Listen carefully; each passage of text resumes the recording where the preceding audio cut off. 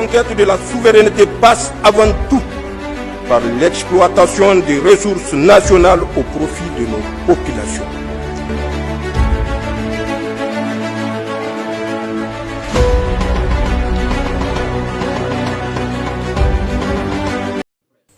À la suite des récentes décisions de dissolution des syndicats du secteur judiciaire, l'Ordre des avocats du Niger est monté au créneau.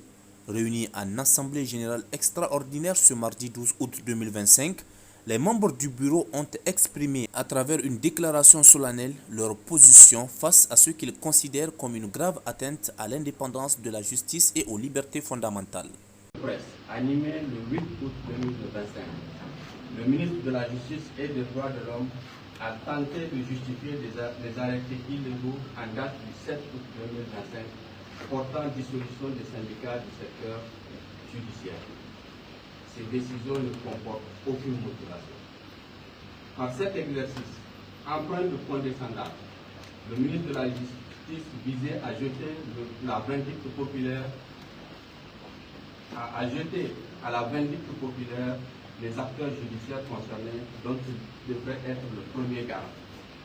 En effet, en plus d'expliquer sans pouvoir justifier les arrêtés de dissolution des syndicats du secteur judiciaire, il s'arroge la police du parquet gendarme en menaçant les responsables des 10 syndicats de poursuite. Par ces actes d'une gravité sans précédent, le ministre de la Justice assume avec gloire et éclat la compromission de la liberté syndicale, l'indépendance de la justice, la liberté d'expression et même le droit à la défense dans une certaine mesure. Ainsi, le point de place alarmant du ministre de la Justice ne peut que susciter la réaction du barreau du Niger, gardien de l'indépendance de la justice et sentinelle traditionnelle des droits et libertés.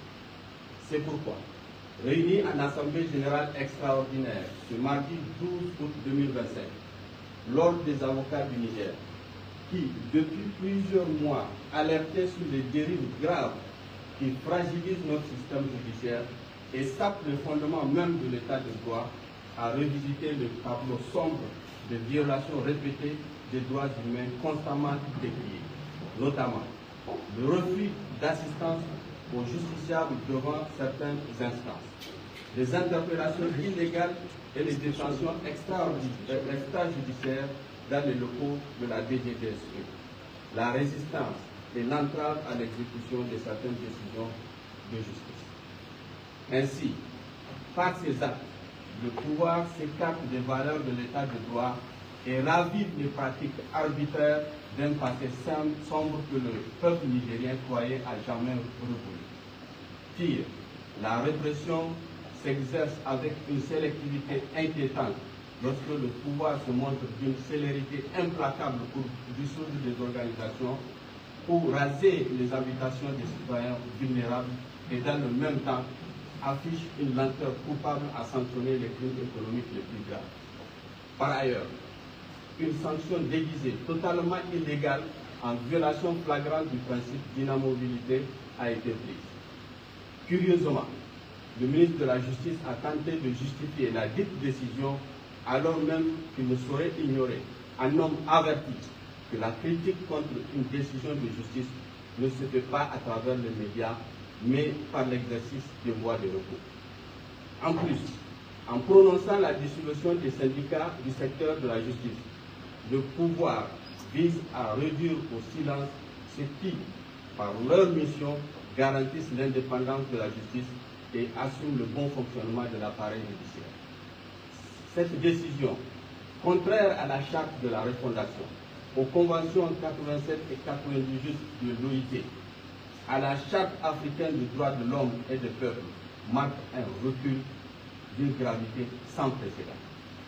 Au regard de tout ce qui précède, le barreau, fidèle à sa vocation, dénonce avec fermeté les interpellations illégales, les détentions extrajudiciaires et autres pratiques arbitraires qui font peser une menace grave sur l'état de droit et la sécurité juridique et judiciaire au Niger. Condamne toute forme d'ingérence politique dans l'administration de la justice, en particulier les mutations arbitraires visant à sanctionner les magistrats pour leurs décisions, acte qui porte atteinte à l'indépendance de la justice et à la séparation des pouvoirs. Réclame le rétablissement immédiat et sans condition des syndicats du secteur judiciaire dans l'intégralité de leurs droits, prérogatives et libertés syndicales, conformément aux engagements nationaux et internationaux régulièrement souscrits par le Niger. Réaffirme avec force son engagement indéfectible à défendre partout et en tout temps les droits humains essentiels, garant d'une justice indépendante et équitable, ainsi qu'un état de droit véritable et vivant. Affirme sa solidarité totale avec toutes les victimes de ces atteintes et se dit résolument prêt à s'engager pour la réhabilitation de leurs droits. Appelle à la cessation immédiate de toute violation des droits des citoyens et des libertés fondamentales. Rappelle au ministre de la Justice que le dialogue social avec les acteurs du secteur judiciaire est la seule voie la plus indiquée pour résoudre les maux qui assaillent la justice nigérienne. Décide de déposer la robe le jeudi et vendredi 14 et 15 août pour manifester son mécontentement par rapport à cette situation. Fait à Niamey le 12 août 2025 pour l'Assemblée générale des avocats de Batoum. Le barreau du Niger appelle ainsi les autorités à privilégier le dialogue et à restaurer sans délai le respect des principes de l'état de droit.